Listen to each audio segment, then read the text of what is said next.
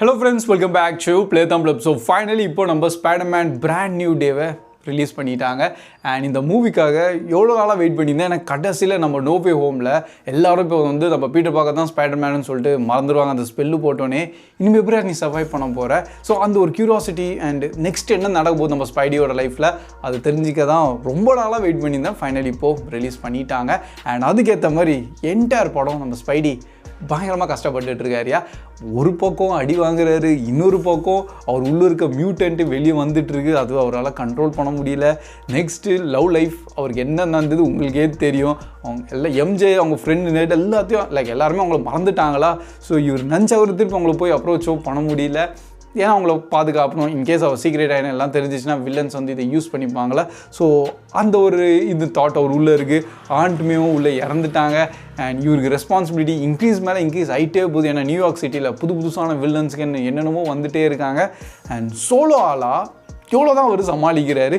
இது எல்லாமே நீங்கள் நம்ம இந்த படத்தை பார்த்து தெரிஞ்சுக்கலாம். அதனால நீங்கள் இன்கேஸ் ஒரு ஹார்ட் கோர் ஸ்பைடியோட ஃபேன்ஸாக இருந்தீங்கன்னா டெஃபினட்டாக சொல்கிறேன், காமிச்ச ஒரு சீன்லேயும் நீங்கள் டிஃப்ரெண்ட் லெவலில் எக்ஸ்பீரியன்ஸ் பண்ணலாம். வெறித்தனமாக இருந்தது. ஏன்னா இருக்க எல்லாம் ஸ்விங் சீனாக இருக்கலாம், அந்த வெப் ஷூட் பண்ணுற சீன்ஸ் எல்லாமே செம்மையாக பீக் லெவலில் அவங்க கொண்டு வந்துட்டாங்க.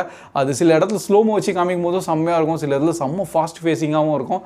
பட் செம்மையாக இருந்ததுயா. அதனால அந்த ஸ்பைடி ஃபேன்ஸை மட்டும் கனெக்ட் பண்ணுற மாதிரி இல்லை, ஸ்டோரி வைஸும் சூப்பராக இம்ப்ளிமெண்ட் பண்ணியிருக்காங்க.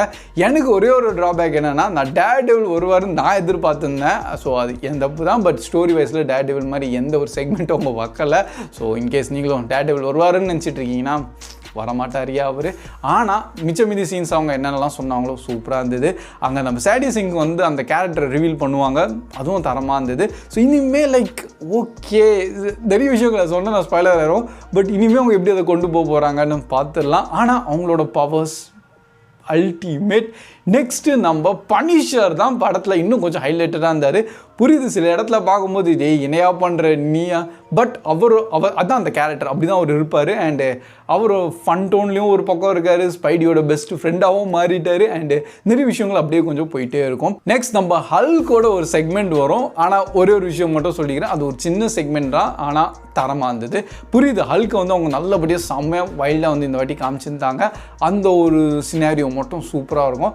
மிச்ச வைஸ் நான் ஸ்டோரி லைனில் இன்னும் நிறைய எதிர்பார்த்துருந்தேன், ஆனால் அந்த ஒரு இது வரல.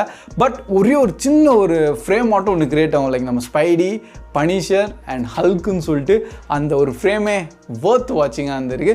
பட் அந்த ஒரு சின்ன போர்ஷன் மட்டும் தான் ஹல்க்கு. அதுக்கப்புறமா அவர் ஸ்டோரியில் எங்கேயும் வர மாட்டார். ஃபுல் அண்ட் ஃபுல் சோலோவாக வெறும் நம்ம ஸ்பைடி மட்டுமே தான். அவர் கையில் தான் எப்பவும் போல் எல்லா ரெஸ்பான்சிபிலிட்டிஸ் இருக்குது. அண்டு இந்த வாட்டி இவ்வளோ பெரிய ஒரு ஆபத்து வந்து க்ரியேட் ஆகுது இல்லை, அது ஆக்சுவலி அப்படி ஒன்று போயிட்டுருக்கும் ஸ்டோரி வைஸில் சினாரியோ. பட் அங்கே ஒரு சுச்சுவேஷன் அப்படி ஆயிரும். அண்ட் அந்த இடத்துல ஸ்பைடி தான் போய் ஹெல்ப் பண்ணணும். சரி, இதெல்லாம் ஒரு பக்கம் இருக்கட்டும். பட் படத்தில் இன்னொரு ஹைலைட்டான விஷயமே வந்து லவ் ஸ்டோரி தான். ஏன்னா இவருக்கு இப்போ எம்ஜே வந்து லவ் பண்ணுறாரு. பட் அதை வந்து அவளால் சொல்ல முடியல.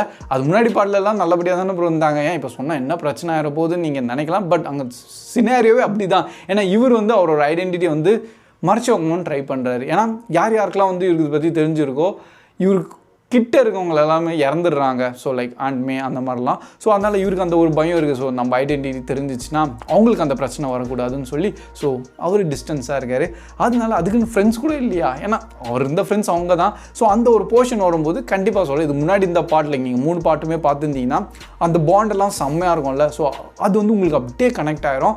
கொஞ்சம் சாஃப்ட் ஹார்ட்டாக தான் இருந்தீங்கன்னா கொஞ்சம் ஸ்லைட்டாக அழுதுருவீங்க. ஏன்னா அந்த இமோஷனல் செக்மெண்ட் அவங்க அவ்வளோ சூப்பராக கனெக்ட் பண்ணியிருந்தாங்க. எனக்கு அது ஃபீல் ஆச்சு, நல்லபடியாகவே ஃபீல் ஆச்சு.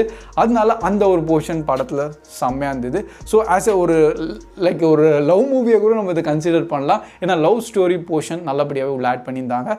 ஆக்ஷன் செக்மெண்ட் அண்ட் அந்த ஸ்விங் சீன்லாம் எனக்கு ரொம்ப பிடிச்சிருந்தது. ரொம்ப ஏதோ ஆர்டிஃபிஷியல் இல்லாமல் ரொம்ப நேச்சுரலான அந்த விஷுவல்ஸ் க்ரியேட் பண்ண எப்படி இருக்குமோ அப்படி இருந்திருக்கு. ஸோ அவள் தான் மெயின் வில்லனான கேரக்டர் நம்ம சேடி சிங்ஸ் தான் வந்து கிரியேட் பண்ணியிருப்பாங்க. பட் அது என்ன கேரக்டராக இருக்கலாம், அது நீங்கள் மூவியை பார்த்து தெரிஞ்சுக்கலாம். ஸோ படத்தோட கடைசியில் பார்த்தீங்கன்னா ஒரு போஸ்ட் கிரெடிட் சீன் இருக்குது. அது ஒரு சின்ன சீனு தான். அது வந்து இம்பார்ட்டண்ட்டானு கேட்டிங்கன்னா டூம்ஸ்டேக்காக ரொம்ப இம்பார்ட்டண்ட். ஏன்னா ஸ்பைடி வில் அப்படின்னு சொல்லி ஒரு மென்ஷன் பண்ணி டக்குன்னு முடிச்சிருவாங்க. வேறு ஏதோ சீன்லாம் காமிக்கல.